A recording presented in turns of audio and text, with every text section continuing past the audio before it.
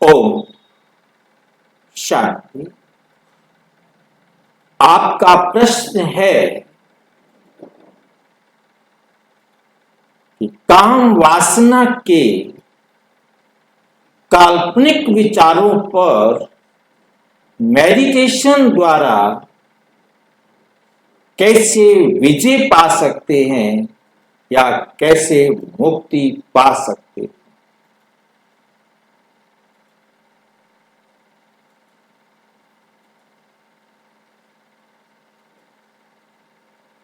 काम वासना के काल्पनिक विचार ये एक ऐसा नशा है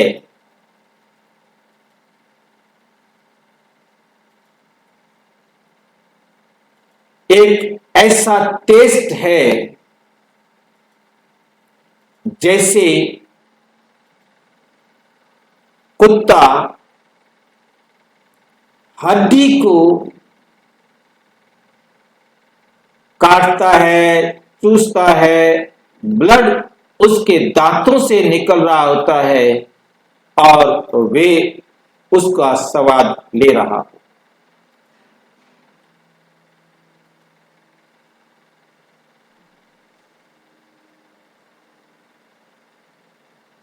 कामुक विचार जैसे ही बुद्धि में जागृत होते हैं, जैसे ही विपरीत लिंग को देखा और देखने के बाद ये विकारी संकल्प उठा, ऐसा हार्मोन्स ब्रेन से रिलीज होता है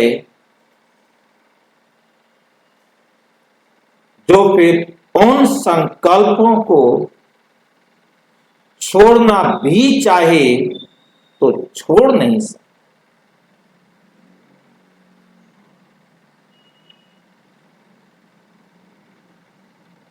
वो फिर कोई काम कर नहीं सकता।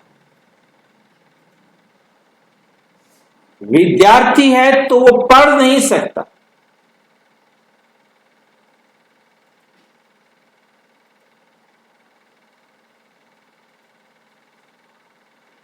और शक्तिहीन होने के बाद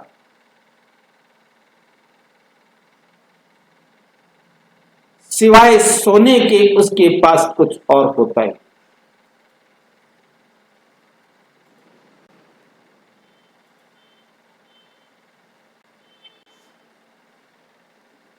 और ये एक ऐसा चक्रव्यूह है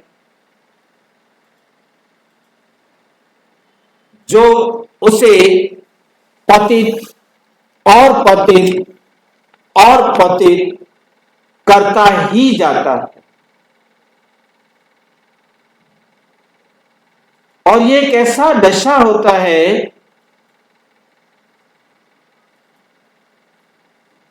कि वे फिर संबंध को भी भूल जाता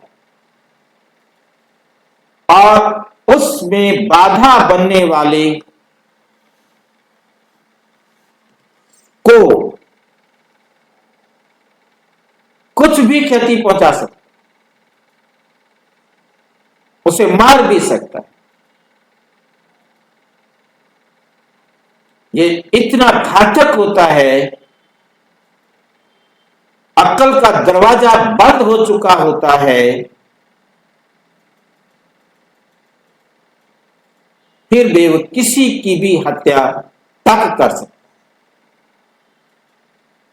कुछ भी कर सकता।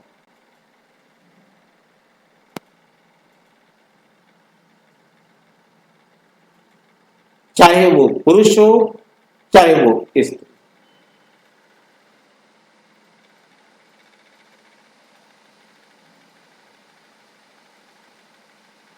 आप इसे मेडिटेशन के द्वारा कैसे मुक्ति पा सकते हैं?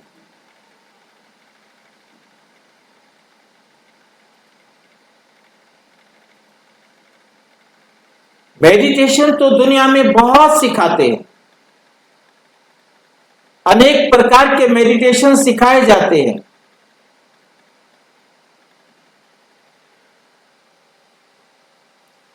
परंतु उनका असर नहीं हो पाता।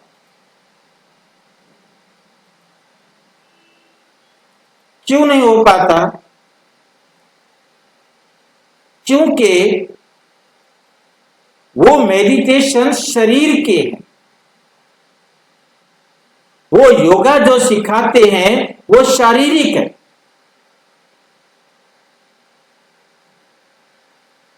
उनसे क्षणिक टेम्परेरी रिलीफ मिलता है, परंतु परमानेंट नहीं मिल पाता।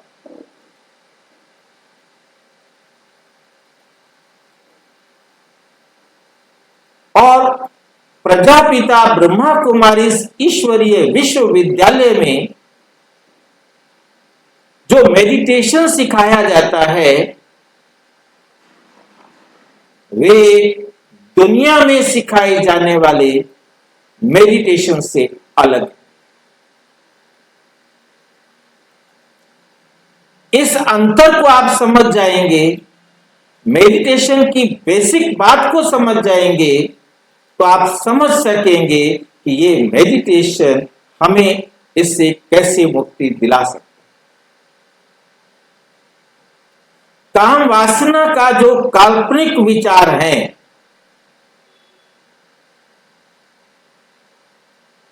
वो विचार करने वाला कौन? शरीर। शरीर कभी कोई विचार नहीं कर सकता। शरीर केवल एक्ट करता है, परंतु विचार करना ये मन का काम है।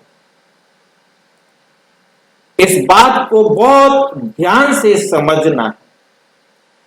सबसे पहली जो बात है, बेसिक बात, वो ये समझनी है कि विचार करना किसका काम है, शरीर का या आत्मा। उससे पहले हमें बहुत छोटी सी बात समझनी है। आप जानते हैं या नहीं जानते, वो ये कि आप हैं कौन।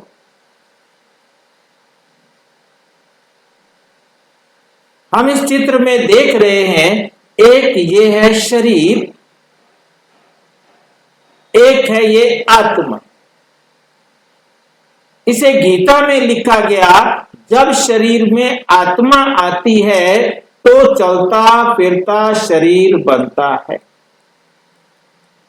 चलता फिरता शरीर बनता है। जब आत्मा आती है तब इसे कहा जाता है जीव आत्मा। जब आत्मा इस शरीर में आती है, बिना शरीर की आत्मा, बिना आत्मा के शरीर में जब आत्मा प्रवेश करती है तो इसे कहा जाता है जीव आत्मा।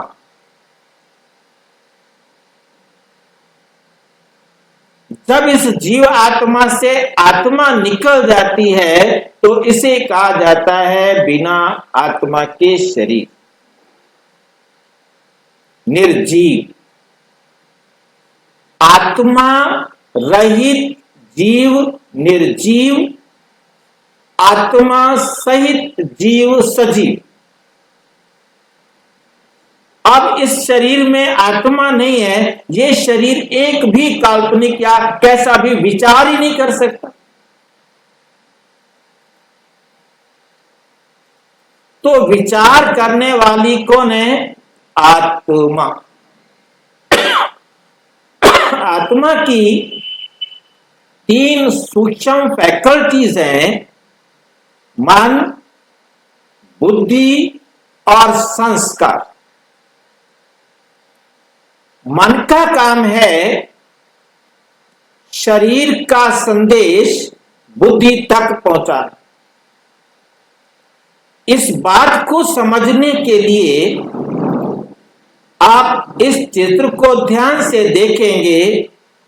ये है एटम का चित्र। एटम और आत्मा दोनों एक समान होते हैं। एटम में भी 3 चीजें हैं और आत्मा में भी 3 चीजें। एटम में है मन, बुद्धि और संस्कार। मन, बुद्धि और संस्कार। मन का काम है आउटर लेयर है। आप देख रहे हैं एटम के बाहर एक ये रिंग जो बने हुए हैं, इसे कहा जाता है इलेक्ट्रॉन। इसे हम कह रहे हैं मन। और उस पर्दे के अंदर बुद्धि और संस्कार, न्यूट्रॉन और प्रोटॉन।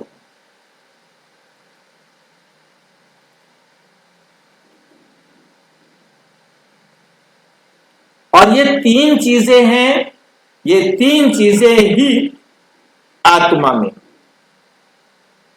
आत्मा में उनको कहा गया मन, बुद्धि और संस्कार। एटम में उनको कहा गया इलेक्ट्रॉन, न्यूट्रॉन और प्रोटॉन।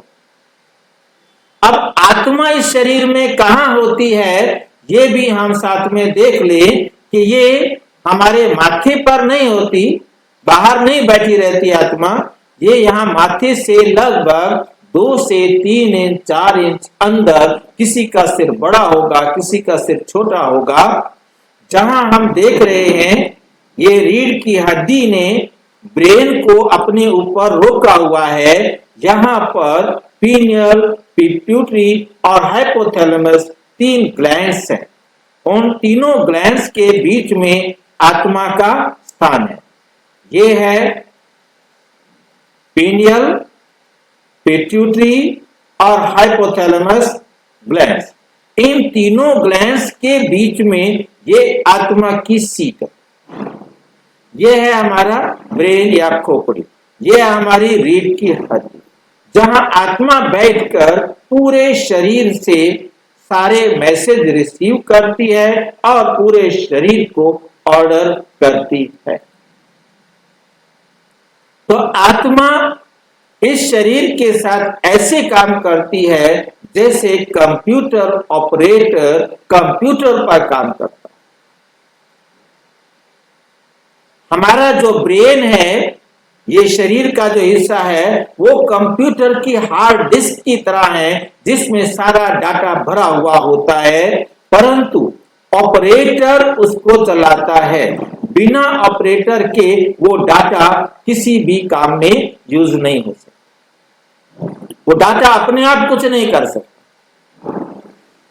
तो हमें बहुत अच्छी तरह समझना है, ब्रेन अलग चीज है, बुद्धि अलग चीज है, मन अलग चीज है और संस्कार अलग चीज है। तो ये आत्मा के अंदर ये जो 3 सूक्ष्म शक्तियां हैं, उसमें जो आउटर लेयर मन है, उसका काम है बॉडी का मैसेज, शरीर का संदेश बुद्धि तक पहुंचाना। शरीर के द्वारा संदेश मिला, गर्म है, खट्टा है, मीठा है, कड़वा है, कैसा है, वो संदेश किसको दिया? बुद्धि को।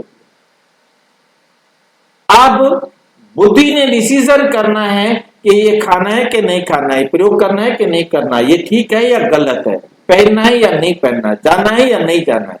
जो भी संदेश आया, उस संदेश का निर्णय कौन करती है? बुद्धि करती।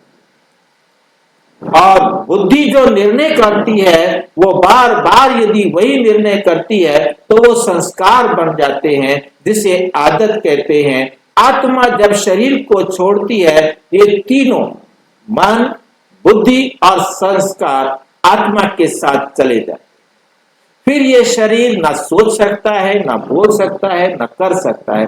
ये तीनों के तीनों काम खत्म।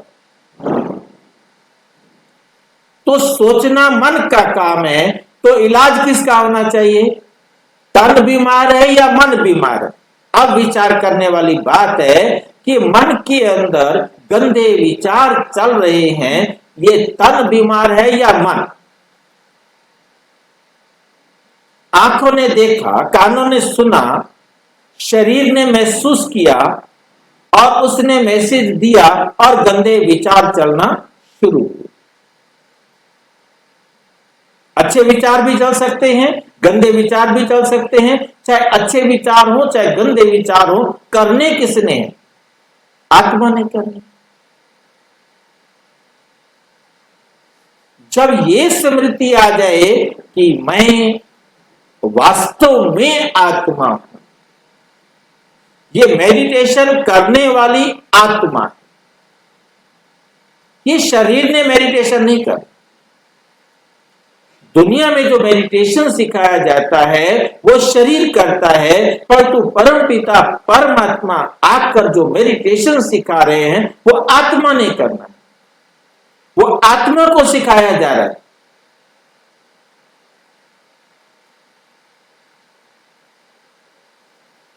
इसलिए ये मेडिटेशन हमारे चरित्र को श्रेष्ठ बनाता है, हमारे संस्कारों को श्रेष्ठ बनाता है, क्योंकि यहां बुद्धि को ट्रेन किया जाता है।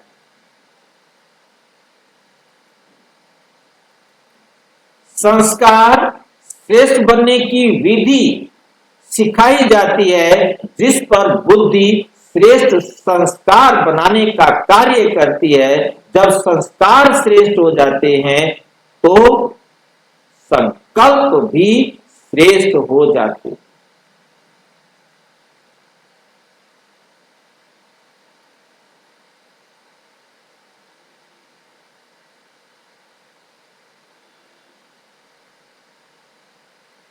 गंदे संस्कारों का, गंदे काल्पनिक विचारों का आरंभ कहां से होता है?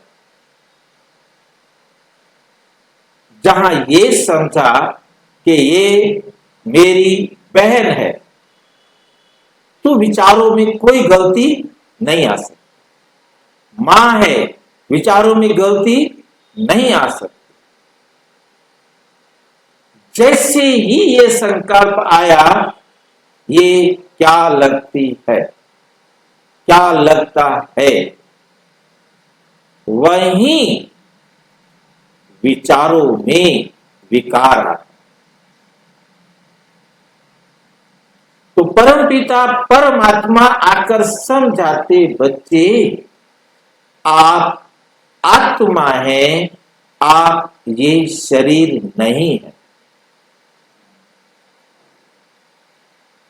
हम सब आत्माएं एक परमात्मा के बच्चे। शरीर के पिता हमारे अलग अलग हैं, परंतु हम आत्माएं एक परमात्मा की संतान। एक ही घर से आए हैं, एक ही घर हमको जाना है। परमात्मा की संतान हम सब आत्माएं भाई भाई हैं।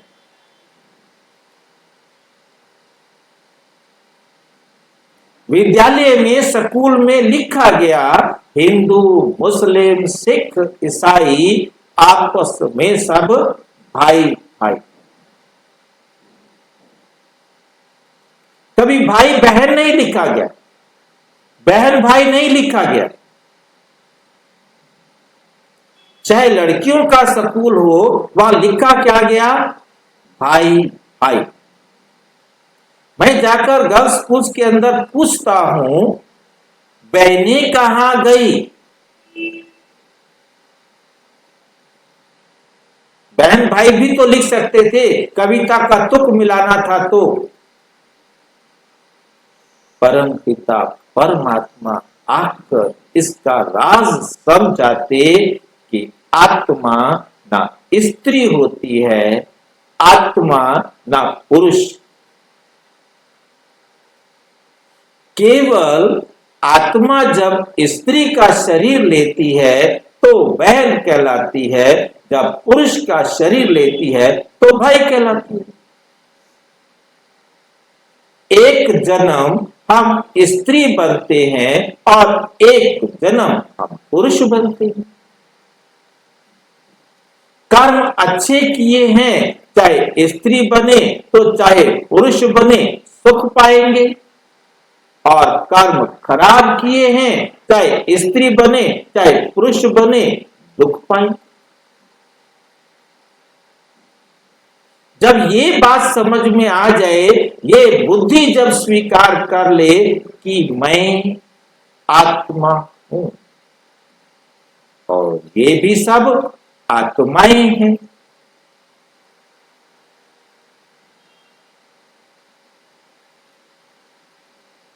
तो दृष्टिकोण में परिवर्तन आएगा और इस दृष्टिकोण को परिवर्तन करने वाला है परमपिता परमात्मा ने समझाया, बच्चे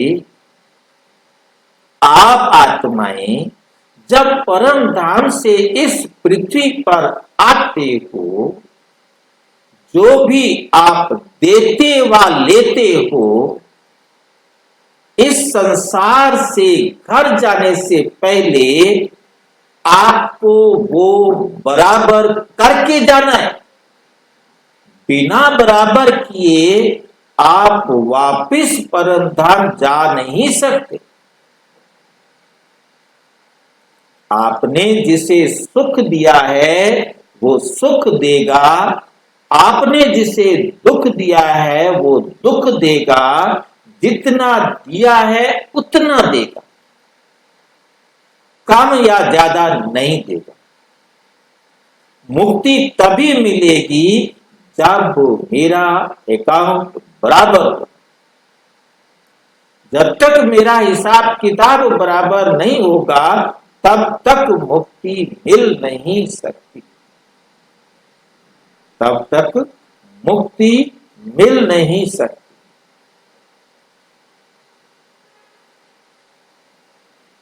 ये बात बहुत अच्छी तरह समझनी। मुक्ति मिलेगी तब जब मेरा किसी भी आत्मा से कोई लेना व देना बाकी नहीं। क्या लेना देना? सुख या दुख।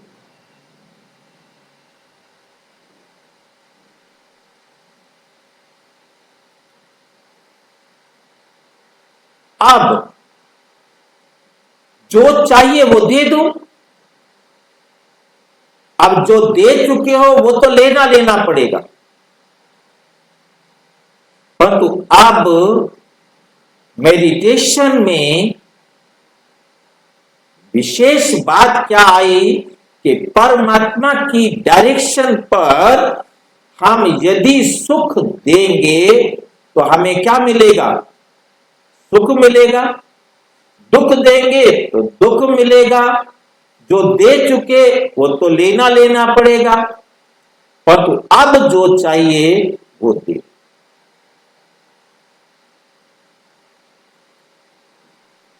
इस बात के लिए अपने आप को ट्रेन करना है।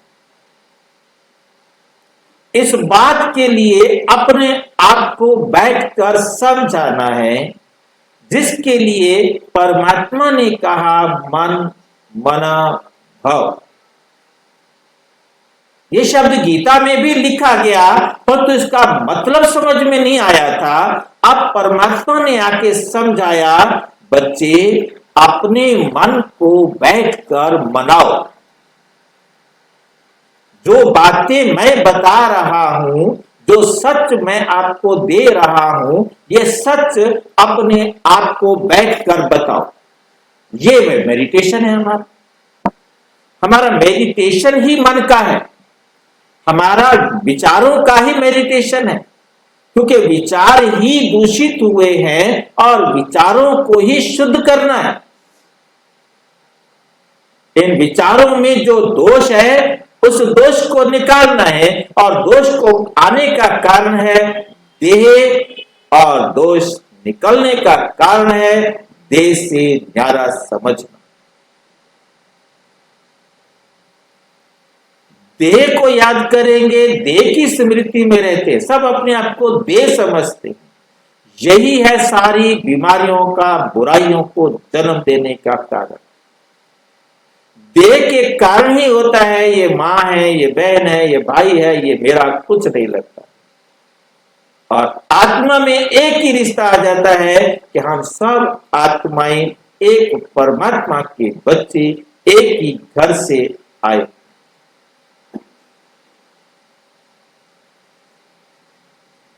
और इस पर एक स्टैंप लगा देते हैं, परम पिता परमात्मा के पास माफी नहीं, क्षमा नहीं है। मैंने किसी पर जुल्म कर दिया है, अब मैं चाहे मंदिर में चला जाऊं, मस्जिद में चला जाऊं, गुरुद्वारे में चला जाऊं, किसी भी धार्मिक संस्थान में चला जाऊं, प्रजापिता ब्रह्मा कुमारी ईश्वरीय विश्वविद्यालय में चला जाऊं, अब मैं जितना भी अपने आप को सुधार करूंगा, वो सुख तो मुझे मिलेगा,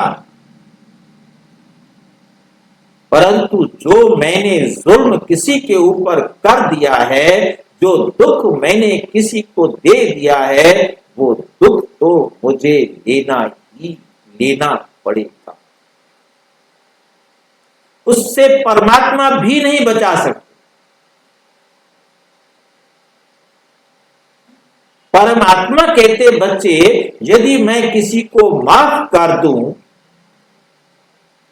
तो उसे न्याय कौन देगा जिस पर इसने जुल्म किया है। मैं न्याय करूंगा या माफ करूंगा? परमात्मा न्याय करेंगे या माफ करेंगे, ये बैठकर सोचकर देखिए। जब आप बैठकर ये सोचेंगे कि परमात्मा तो न्याय करेगा, माफ नहीं कर सकता, तो परमात्मा सबके साथ न्याय करते हैं। और आपने यदि पाप किया है, आपने यदि अपने शरीर का सत्यानाश किया है,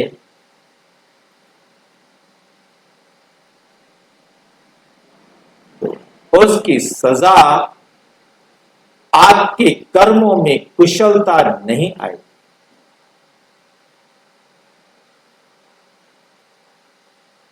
मेडिटेशन से कार्य में कुशलता आती है, सक्षमता आती है, सफलता आती है, शक्ति की प्राप्ति, खुशी उमंग उत्साह बढ़ता है। और वो मेडिटेशन है आत्मा का परमात्मा की डायरेक्शन पर चल। जब आत्मा परमात्मा से संबंध जोड़ती है, संबंध जोड़ना माना, कहना मानना, परमात्मा से संबंध जोड़ना माना कि परमात्मा हमारा सबसे श्रेष्ठ मार्गदर्शक है, उसके कहे अनुसार चलना। परमात्मा से प्यार करना माना परमात्मा का कहना मानना। प्यार का मतलब होता है कहना मानना। यदि कोई किसी को कहे कि आपको मैं बहुत प्यार करता हूं, उधर से जवाब आएगा, मैं जानता हूं तुम मेरा इतनी सा कहना मानते नहीं, मेरी तो तुम इतनी सी बात मानते नहीं, क्या प्यार करते हो। एक छोटा बच्चा भी कहता है मां से, तुम मेरे से प्यार नहीं करती, तो उससे प्यार कर, उसको सब चीज दिलाती है, मेरे को तुम कुछ नहीं दिलाती। बच्चा भी जानता है कहना मानते हैं तो प्यार कर।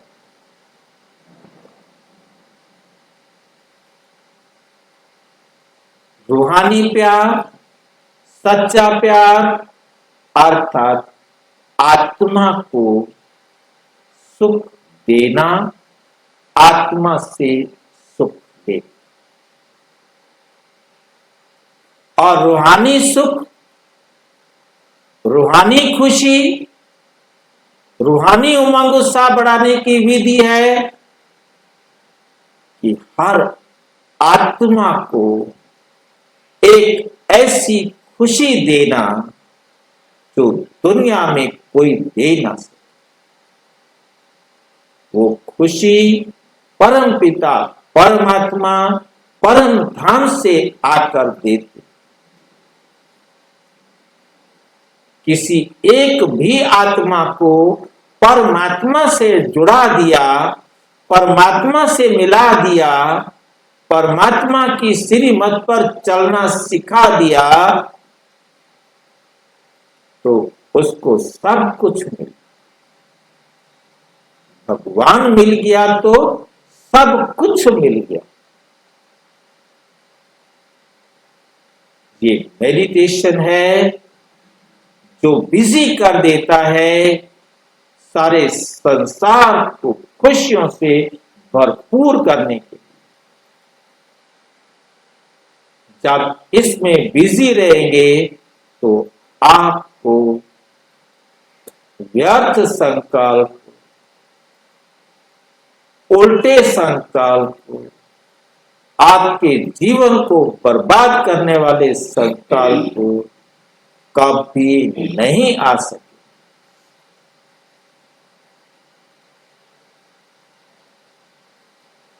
सहज मुक्ति पा सके। यहां कोई मंत्र जाप नहीं करना, कोई शारीरिक क्रियाओं के ऊपर आपको शिक्षा नहीं दी जाती। यहां तो सीधा परम पिता परमात्मा आकर विचारों को ही परिवर्तन करने की विधि सिखाते। और यदि आप इसे विस्तार से सीखना चाहते हैं तो इसी वीडियो के डिस्क्रिप्शन बॉक्स में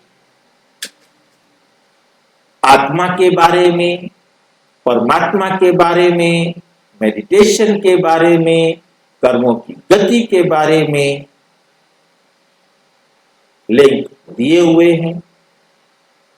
आप एक एक लिंक को क्लिक करेंगे, आपके मन में उठने वाले हर प्रश्न का जवाब मिलता जाएगा।